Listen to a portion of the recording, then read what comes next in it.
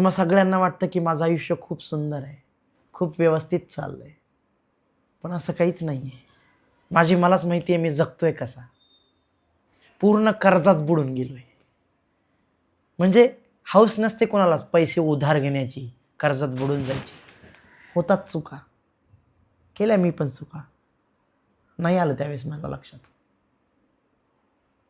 म्हणजे एकदम व्यवस्थित असं आयुष्य सुरू होतं माझं.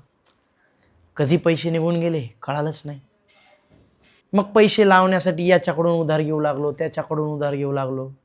त्या दोघांचे फोन आल्यानंतर तिसऱ्याकडून उधार घ्यायलो, या दोघांचे थोडे थोडे वापस देऊ लागलो.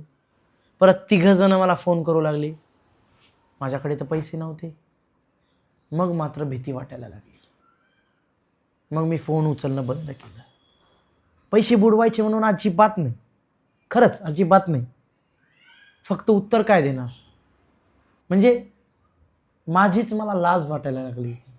आणि मी सगळ्यांचे पैसे परत देणार, खरंच सांगतोय. 1 रुपयाही कुणाचा ठेवणार नाही. या वाईट काळात तुमच्यासारखे जे 4-5 मित्र आहेत ना, ज्यांनी मला मदत केली, खरंच मी तुम्हाला कधीच नाही विसरणार. पण या वाईट काळात ज्या लोकांनी माझ्यापासून पळ काढला, धोका दिला, मला टाळलं, अशा लोकांनाही मी कधीच विसरणार नाही, खरंच सांगतोय.